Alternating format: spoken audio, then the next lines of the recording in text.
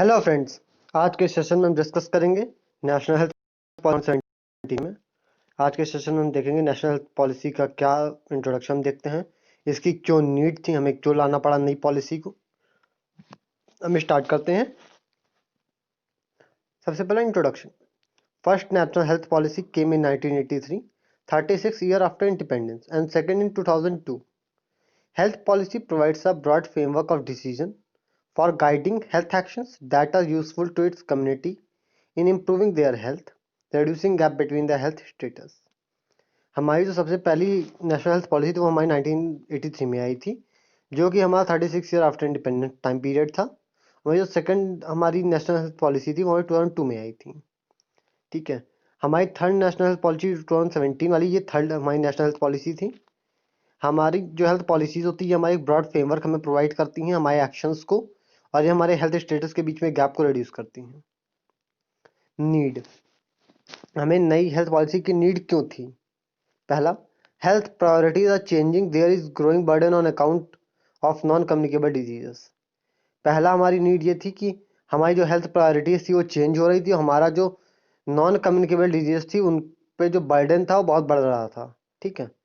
दूसरा, our rising economic growth enables enhanced fiscal capacity. Therefore, a new health policy responsive to these contextual changes is required.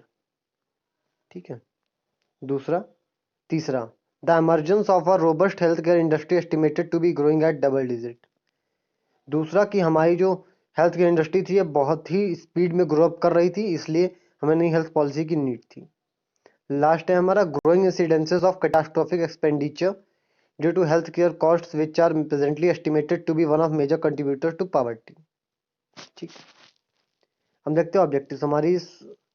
Progressively achieve universal health coverage by, हमारी जो health policy उसमें कुछ हमारे objectives थे। पहला हमारा था कि यूनिवर्सल हेल्थ कवरेज को अचीव करना था कुछ स्टेप्स के थ्रू। पहला, assuring availability of free comprehensive primary health services. पहला, हमें लोगों को जितना हो सके फ्री और कॉम्प्रिहेंसिव हेल्थ सर्विसेज प्रोवाइड करनी थी। दूसरा, insuring improves access and affordability of quality secondary and tertiary care services. हम लोगों को अच्छी क्वालिटी की सेकेंडरी और tertiary health care services provide करनी थी जो कि उनके लिए अफोर्डेबल हो। ठीक। अगला आएगा achieving a significant reduction in out of pocket expenditure due to health cost. हमें जितना हो उसके लोगों का हेल्थ पे जो उनका एक्सपेंडिचर था उसे रिड्यूस करना। री enforcing trust in public health care system, लोगों का trust public health care system पे वापस लाना और उसे मेंटेन रखना। Align the growth of private health care with public health goals.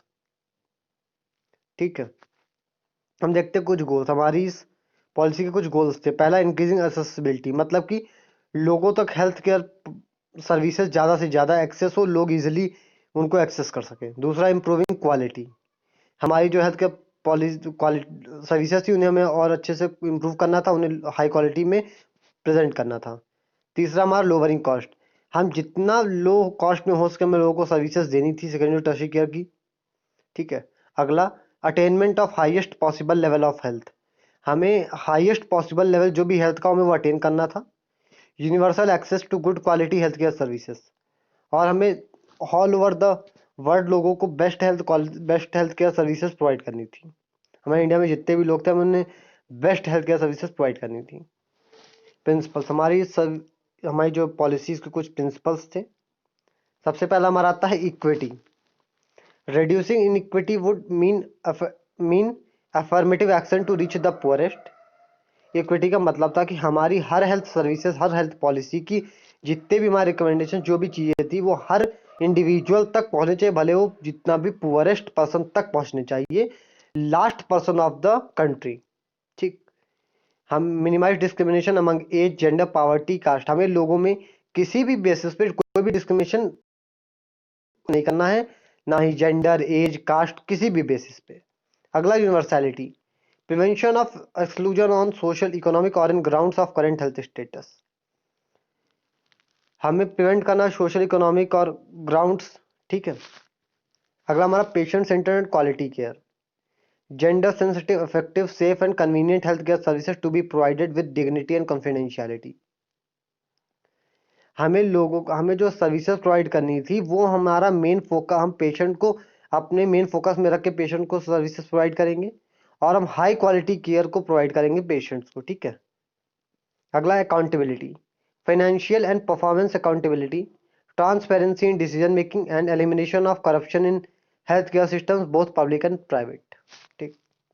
Next है inclusive partnership, a multi-stakeholder approach with partnership and participation of all non-health communities and ministries। हमारा हमें partnership और पार्टिसिपेशन देखना था सारी कम्युनिटीज़ और ministries का हमारी इस पॉलिसी में, जो कि अच्छे से हेल्प करेंगी हमारी इस पॉलिसी को अचीव करने में। Pluralism, patient who so choose and when appropriate would have access to AYUSH care providers based on documented and validated local home community based practices. Pluralism का मतलब है कि जिन लोगों को हमारे एलोपैथिक मेडिसिन के अलावा अगर आयुष जो हमारा सिस्टम होता है सिस्टम केयर का, अगर वो उनको एक्सेस करना चाहते हैं तो उसको कर सकते हैं। हम ये जो भी पॉलिसीज या जो भी सर्विसेज पब्लिक के लिए हैं हमें वो उन्हें प्रोवाइड करानी थी। नेक्स्ट आएगा डिसेंट्रलाइजेशन और डिसीजन मेकिंग, डिसेंट्रलाइजेशन और decision making to a level as is consistent with practical considerations and institutional capacity. Decentralization word का मतलब होता है डिस्ट्रीब्यूशन ऑफ अथॉरिटी, मतलब जो डिसीजंस लेने की अथॉरिटी थी वो हमें एक लेवल वाइज, एक सीनियरिटी वाइज लोगों में डिवाइड कर देनी थी, पर पीपल वाइज, कि आप इस चीज़ का डिसीजन लेंगे, आप इस चीज़ का डिसीजन लेंगे, हर चीज़ में हमें डिसीजन डिसाइड कर देना था, ठीक है। अगला का dynamism and adaptiveness, constantly improving dynamic organisation of health care based on new knowledge and evidence with learning from communities, ठीक है। नेक्स्ट हमारा गोल्स टू बी अचीव्ड, हमारे कुछ गोल्स सेट किए गए थे जो हमें इस पॉलिसी के अंडर में अचीव करने थे। सबसे पहला, increase life expectancy from 67.5 to 70 by 2025। हमें 2025 तक जो लाइफ एक्सपेक्टेंसी थी, मतलब लोगों की लिविंग रहने की जो एज होती है, एक एवरेज एज जिसे सब सारे लोग जिंदा रहते हैं, वो 67.5 थी, लेकिन हमें उसे इंक्रीज करना था 70 तक। अगला आएगा establish regular tracking of disability adjusted life years index as a measure of burden of disease by 2020। हमें जो हमारा disability adjusted life years index होता है, हमें उसे रेगुलरली ट्रैकिंग करना था ताकि हमारी कंट्री पे 2022 तक बर्डन बहुत कम हो जाए। अगला, reduce under 5 mortality to 23 by 2025 and maternal mortality rate from current levels to 100 by 2020। हमें 2025 तक अंडर 5 mortality rate को 23 तक और 2020 तक मैटरनल mortality rate को 100 तक रिड्यूस करना था, ठीक है। reduce infant mortality rate to 28 by 2019। हमारा जो इन्फेंट मोर्टेलिटी रेट था उसे हमें रिड्यूस करना था 28 से 2019 तक। reduce neonatal mortality to 16 and still birth rate to single digit by 2025। हमारा जो न्यूनेटल मोर्टेलिटी रेट था उसे हमें 16 तक लेके वापस आना था, और जो हमारा सिंगल स्टिल बर्थ रेट होता है उसे हमें सिंगल डिजिट्स का मतलब होता है 1 2 3 4 5 6 7 8 9 या 0, इन सब में से किसी एक डिजिट में उसे वापस लाना था 2025 तक। Achieve and maintain elimination status of leprosy by 2018। हमें 2018 तक लेप्रेसी को टोटली एलिमिनेट कर देना था और उस एलिमिनेशन लेवल को मेंटेन करके रखना था। काला आजार में 2017, हमें काला आजार को टोटली इंडिया से एलिमिनेट कर देना था 2017 तक।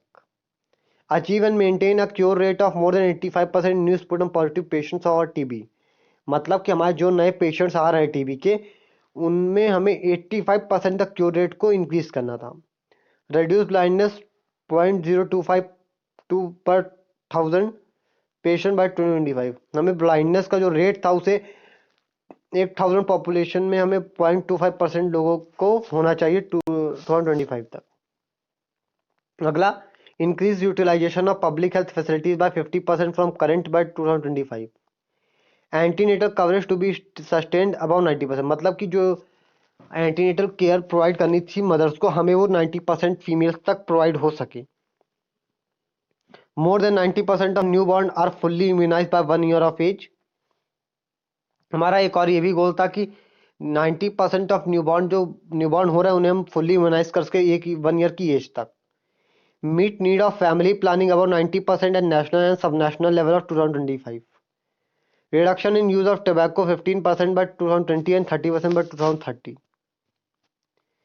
Safe water and sanitation to all by 2020। Reduction in occupational injury by half. Increase health expenditure by government from 1.15 to 2.5 of GDP. मतलब कि हमारे हेल्थ डिपार्टमेंट पे जो जीडीपी का टोटल एक्सपेंडिचर था उसको हमें 1.15 से 2.5 तक इंक्रीज करना था।